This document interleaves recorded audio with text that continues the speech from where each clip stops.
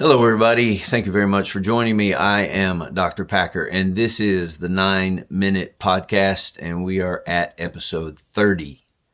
Episode 30 of the 9-Minute Podcast. Thank you very much for joining me. Please remember all the uploads that do come your way, no matter what media stream that you see it on. Every Tuesday, I upload a 3-minute short that's prayer. Specialized prayer for whatever need that is directed for that particular day. On Wednesdays, I do upload the 9-Minute Podcast right here. And then every Thursday, I will upload another 3-minute short, normally just a short word or whatever thoughts are on my mind at that time.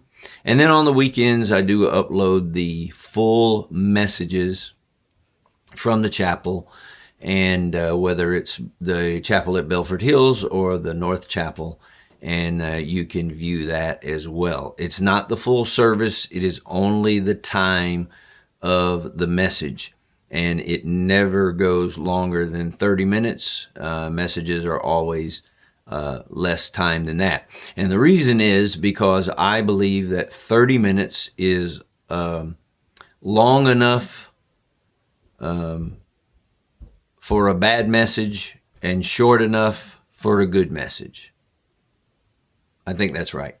So I also know that the head can only absorb as much as the seat can endure. So that's why messages are so short. Now, I've heard ministers over the years say, well, you just don't have anything to say. That's why you can't preach a long message. Well, I can preach a long message, but I also feel like that you can get the work done in a timely manner. And again, that's just me. If it takes some ministers longer and they want to take that time and their people love it, then good for them. There's no battle here over that. So just want to throw that out there and let you know for the streaming what is posted. So I wanted to talk to you today about how we as people change. We change so many ways. So I have some pictures that I was going to show you, but I'll bring them up maybe next time. But there was a time when I had hair, and I don't mean just some hair. I had a lot of hair. I had long hair right down to my collar, and it was curly, and I had, my hair is, you can't tell here by looking, but my hair was naturally brown, and I had a time when it was blonde, and it was long. I mean, what are you gonna do? I was born in the 70s, and so it is what it is. But now you wouldn't know that because there's no hair there, and there's definitely no brown. Nobody's looking at it going, "Oh wow, is your hair brown?" It's funny because one time I said, I have a little bit of a salt and pepper look going on here, and somebody laughed and said, "All I see is the salt. You look pretty salty to me."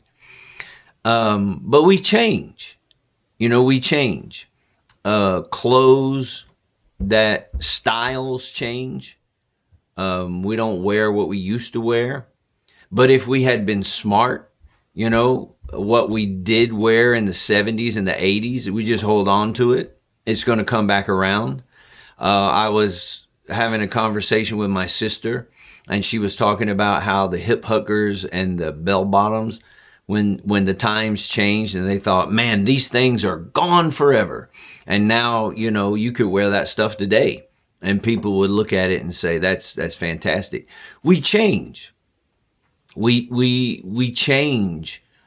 We gain weight. We lose weight. Our clothes styles change. Our tastes change. I've heard people say, "Oh, I can't eat spicy food now, but when I was younger, boy, I loved spicy food." Or just the opposite of that. You know, somebody would say, when I was younger, man, you know, I didn't stand spicy food, but as I get older, I kind of like the flavor. I really enjoy it. So we change as people.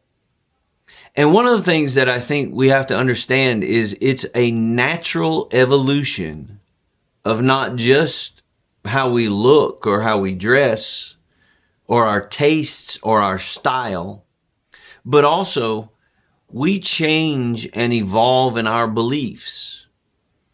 There are things today that I believe now I did not believe when I first started in ministry. A young man, 13 years old, sensing the call into the ministry. I didn't know very much. And there were things that, you know, there were hills that I was willing to die on. I'm not willing to die on them now. Now, there are other things that over life has changed. And I think that people get very, very afraid. There's almost a fear of questioning what you believe. You know, I've had people say, you know, well, you know, Dr. Packer, you're in new thought now. You're in new thought. Well, you know, I like new thoughts because new thoughts can challenge old thoughts. And it's okay to ask questions about what you believe. And then ask questions about the questions that you're looking at, because it's constantly a way of trying to evolve and grow beyond where we once were. Now, there are some convictions that we hold to that you may never let go of, and that's okay. But it's okay to look at our faith and see how has it evolved? What has changed? You know, do you still believe something because your grandmother's grandmother passed it down? Nobody ever asked questions why the grandmother's grandmother believed that. And this is the reason why people start talking about, you know, well, the Lord is speaking to me. God is speaking to me. And it's amazing. Then God sounds like whatever their denomination is. God sounds like the first church of the city or whatever. And then we start thinking about, oh, so God is your denomination. God is your religion.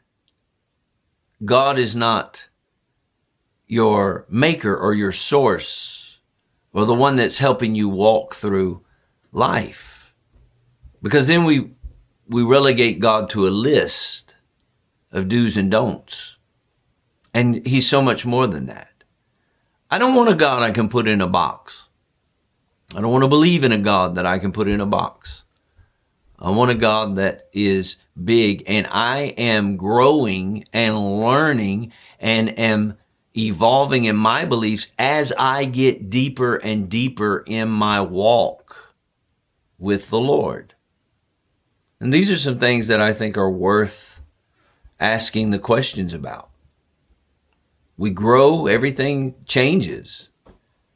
Do our beliefs change? Good question.